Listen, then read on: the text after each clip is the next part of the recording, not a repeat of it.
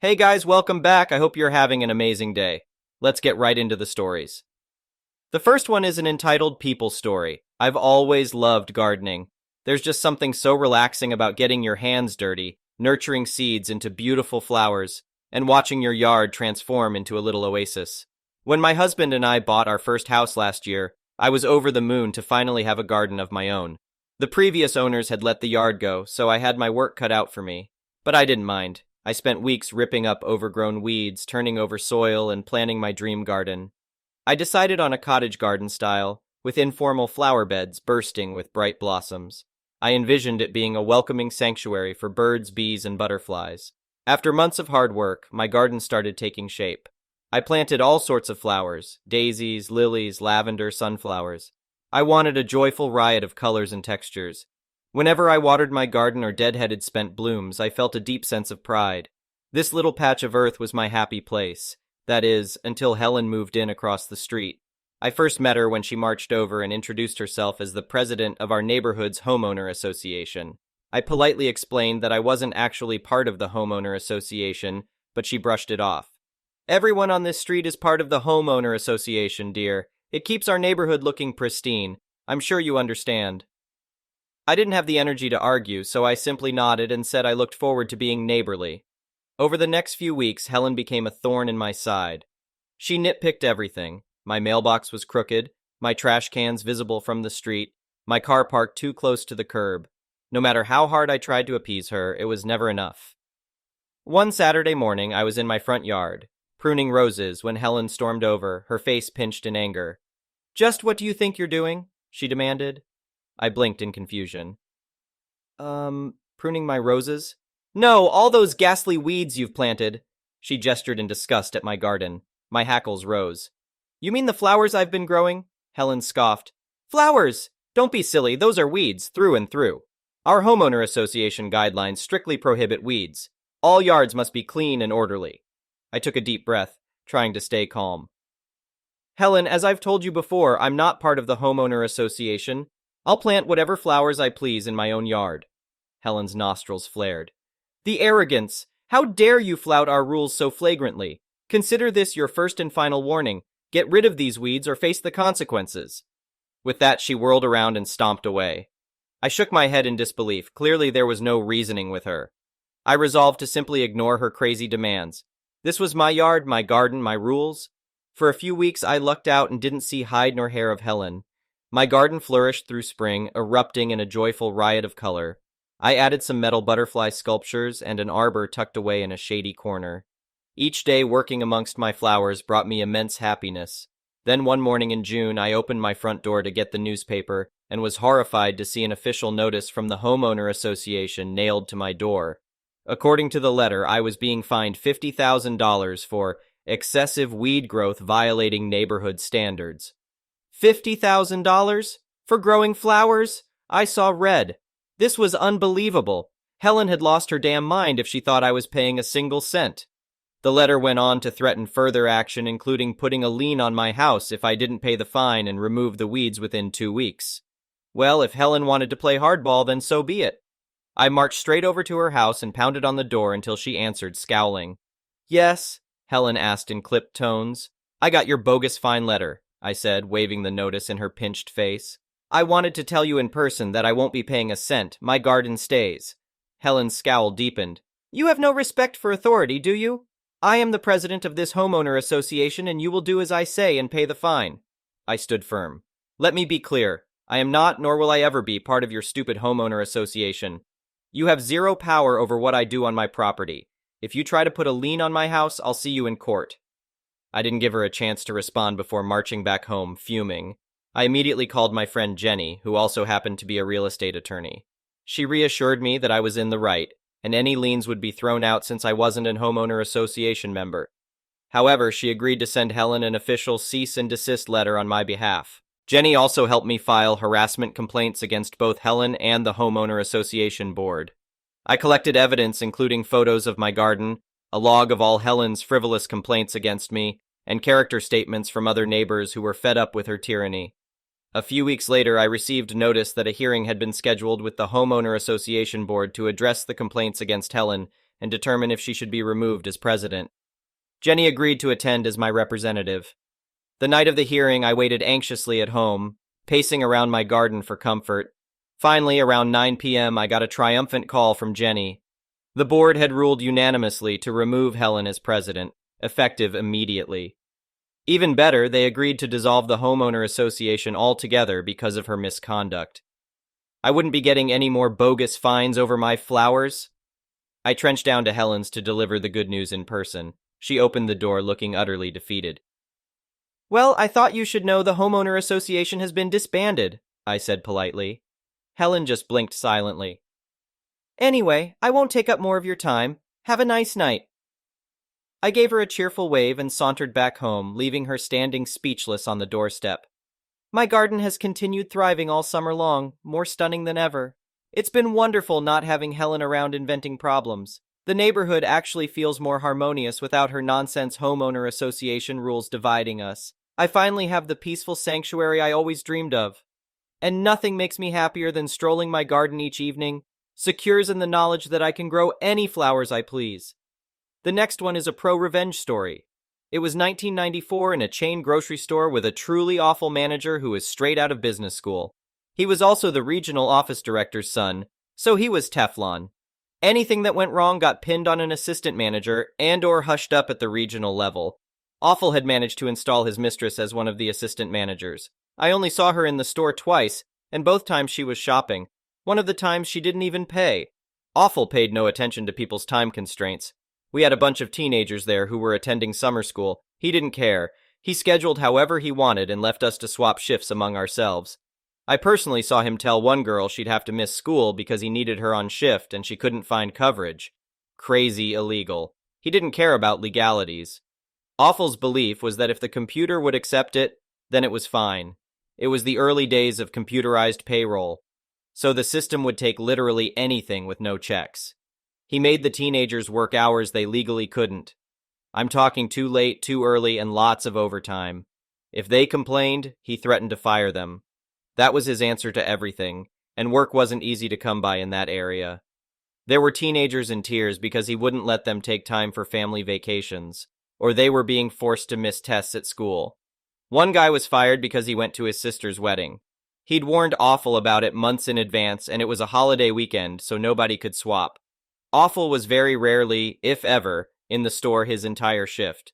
He'd clock in, get the few really important things done, then leave. He'd come back in the middle of his shift to do the bank deposits, then be gone again until it was time to clock out. He assigned all his work to the latest Fall Guy assistant manager or other random employees. If he was the only manager on duty, he'd leave his badge for overrides on the desk in the office so we could grab it when needed to override register errors. All of this was massively against company policy. I mentioned in a previous post how National was pretty obsessed with mystery shopper reports, and got them directly from the company that did that stuff. We'd get all kinds of conflicting instructions because National's edicts based on those and our regional director's policies would differ. Always fun. What I didn't mention was mystery shoppers were trivial to spot. They'd go straight to the bakery to price out a special order cake, then not buy it, complain about the price, or ask any of the normal questions. They also went to the bathroom, the fish counter, asked for a price check, and made us unring something they decided they didn't want during checkout. There were other things on the list, but those are the obvious ones I remember all these years later. My last week at this crap show before I headed back to college, I spotted a blatant mystery shopper complete with a notepad. Awful had bugged out shortly after open. The mistress was probably busy banging him. The other assistant manager had been fired for the last colossal screw-up, and the only other cashier on shift was at lunch. It was pretty dead as it was late morning, so no big deal. Except that I decided it was time for this crap show to get reported for what it was. When Mystery came up with her price check item, I forgot to hit the price check button and rang it up for real. Whoops! Time to go get the manager's override badge. I overrode it. Then I tossed that bad boy so hard it went all the way across the manager's desk and down into the sea of cables behind it in the corner. Whoops! I'm quite sure that if you went to the tapes, this looked incredibly intentional. It was my last week. You could count the fucks I gave on no hands. Somewhere around this time, the other cashier, we'll call her Jenny, got back from her lunch break and I informed her that crap was about to get real. She might want to go home sick if she wanted some cover. Nah, Jenny giggled and wanted a front row seat. Besides, the lunch rush was coming.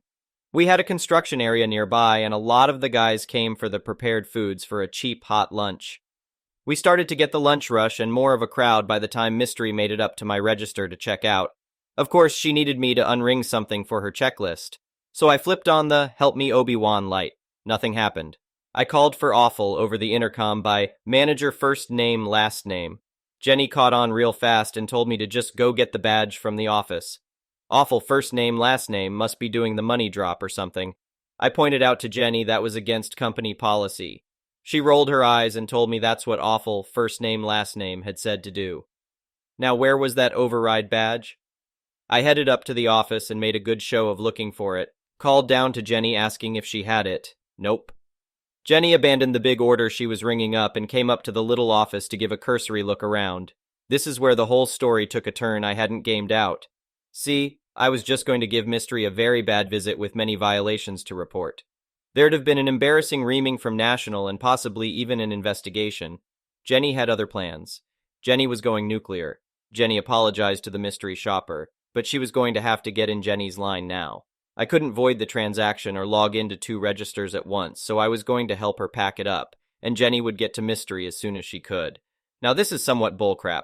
While true as stated, we all knew how to unplug the registers to get them to reset and log us out. It was a dumb hack, but it worked. The thing was, there was almost zero chance Awful or Mystery knew that.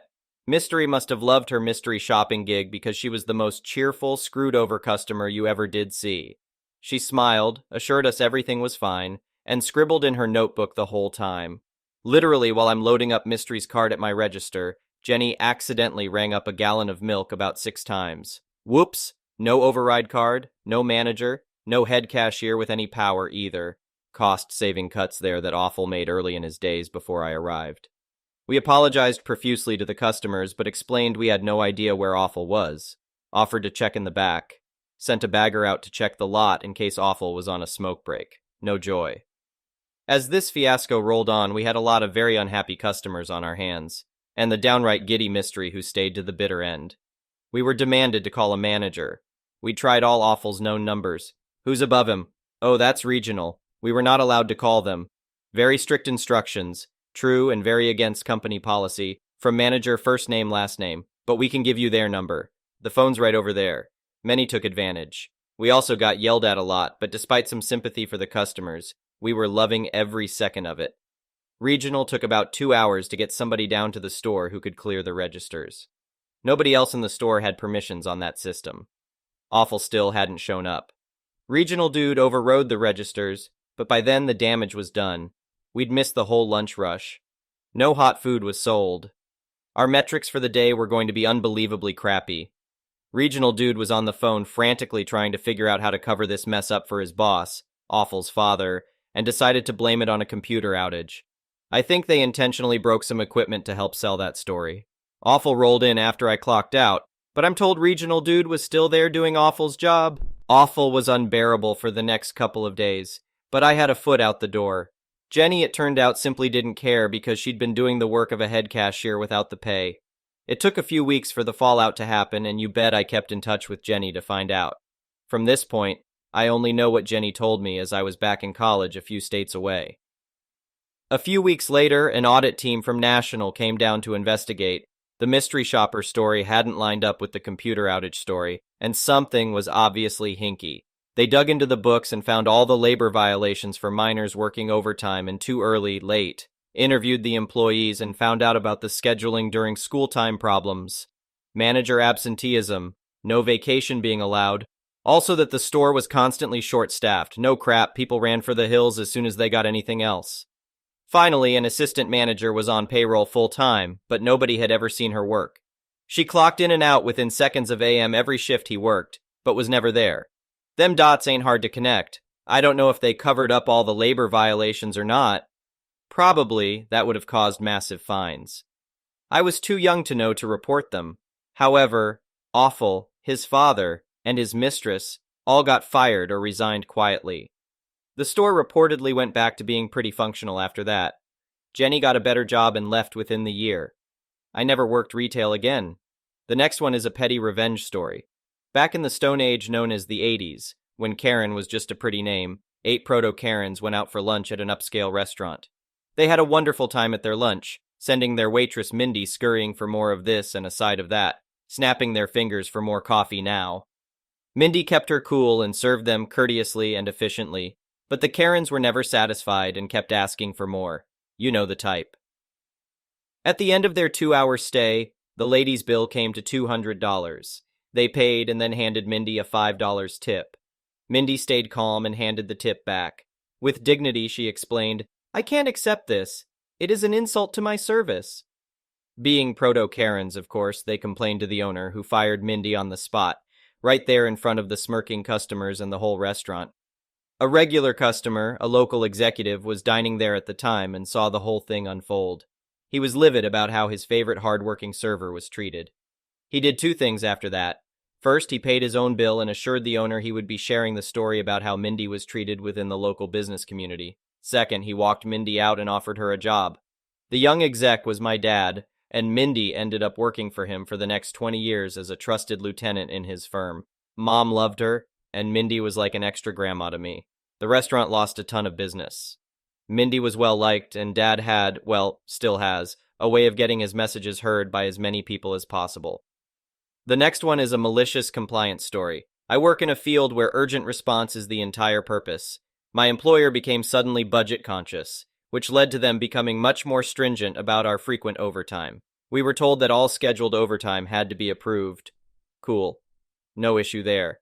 However, when it came to unscheduled overtime, which is where the bulk of overtime came from, the problem arose. Any unscheduled overtime would be reviewed after the fact. If it was determined that overtime wasn't justified, we could either be faced with being forced to take comp time within the same pay period so that the extra time would be negated, or they would attempt to not pay or claw back money, which is illegal. Cue malicious compliance in 2 ways. I tend to work earlier hours than our main office, so it's not uncommon for me to get phone calls once I've returned home. Normally not a big deal. I handle the call and go about my day.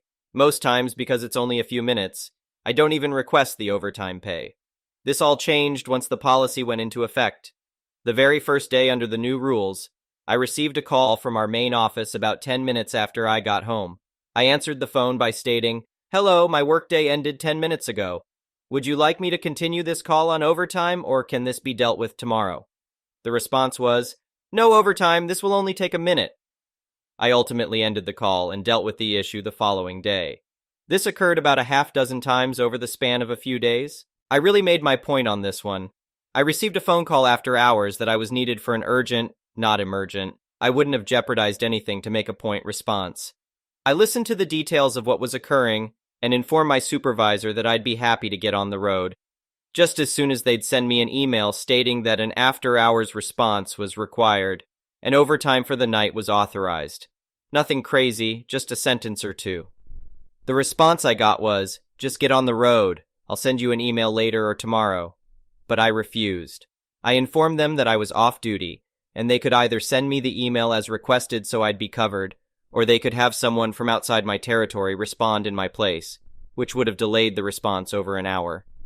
This back and forth continued for about 4 minutes until they relented and sent me an email, which I received in about 30 seconds, before I'd even had a chance to use the restroom or grab my keys. My points, along with my coworkers who took similar actions, were made.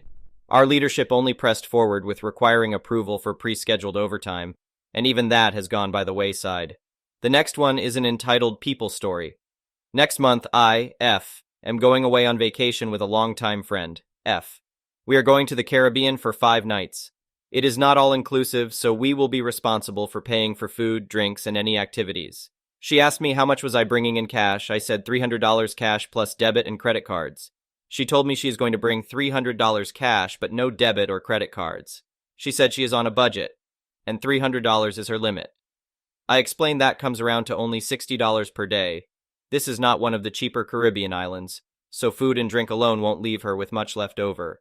I reminded her that she needs to factor in cabs, incidentals, or any activities we may decide to do. And you never know if an emergency will come up where she will need money. She says to me, "That is why I have you," and started to laugh.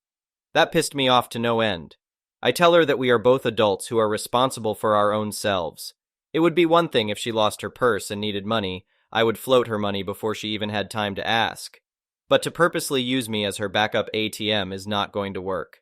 I told her now that I know what she is up to. I'm not going to go along with it. If she runs out of money, she will just be assed out and hungry.